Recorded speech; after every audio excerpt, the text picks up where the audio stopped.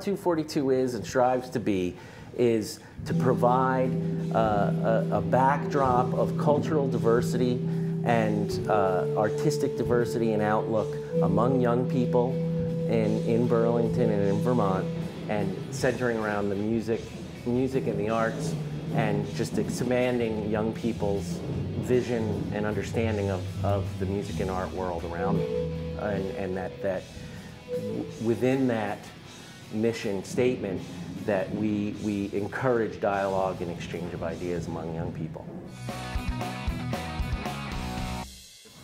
If I didn't have 242, it's like a huge chunk of my childhood just disappearing, you know? Like if I didn't have this place to kind of go and just be myself, my life would be pretty weird, actually, thinking about it. If I wasn't here right now, I'd probably stay away from anything right now. To support the local music scene, I like going to shows and I like supporting bands, and provides a sense of unity in the community, help local music. Well, 242 is fantastic for the community because it provides the youth of the community with a place they can get together and make music and listen to music. It's a really healthy environment for them to express themselves. It's been around here for a long time, and it's really an asset. 242 wasn't around, I've been able to see so many amazing bands just because of this venue.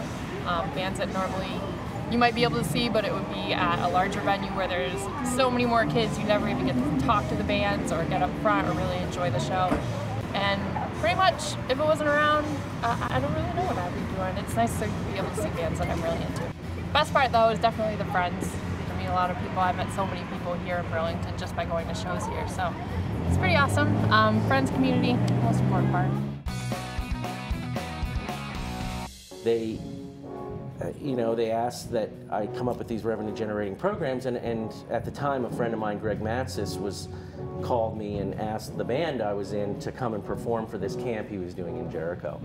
And of course, we went, and it was great, and I was talking to him afterwards, and he was telling me, yeah, I think it's probably not going to happen again. This is the second year, and I'm just losing money because I have to rent space.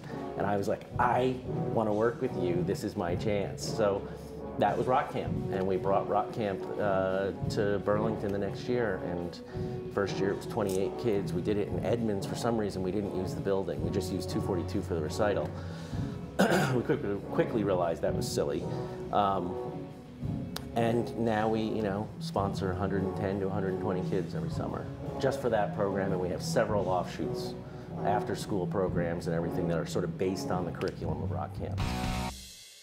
Pretty much just helping out kids, like whatever they need, and seeing them go from just being these shy individuals to their own person. That's the best. That's the most rewarding thing I think I could ever hope for, is seeing them just come into their own, maybe start their own bands, do what they love.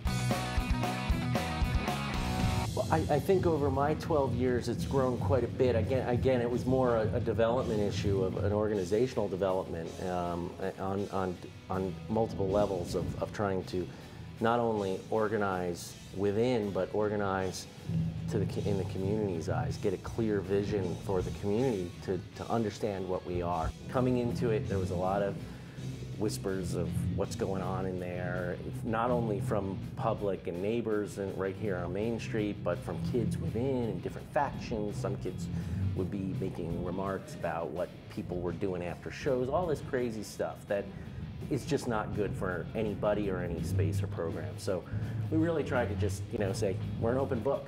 You got a question, come and knock.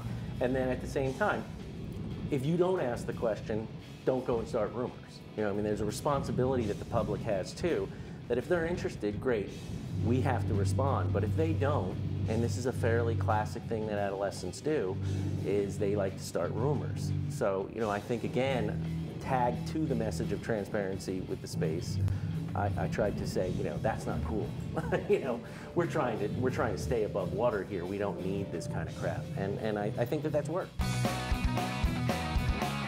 think that there's a certain art to keeping a space interesting for young people, while that transparency is at play that I was talking about with the community. I think that when I try to tell parents who are dropping their kids off or bringing them to education programs, and then we always say at the end of something, you should come to a show this week, you know? It's a great way of getting everybody using the space more.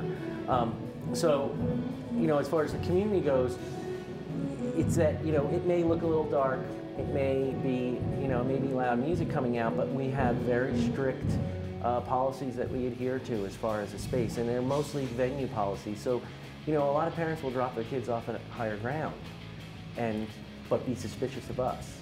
And I think, you know, it's just ironic because basically higher ground has alcohol in the room, and you know, I mean, and I'm not a big anti-alcohol person.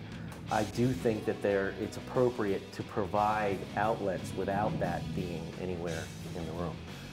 And I think between that and, again, our experienced staff, I think it's important the community understands that, you know, no, we're not going to shine it up to make it all brightly lit and everything else, because then kids won't come. I mean, we have a certain customer base. We have to acknowledge their interests. But at the same time, there is a structure here for dealing with anything from an after-school program to a live music event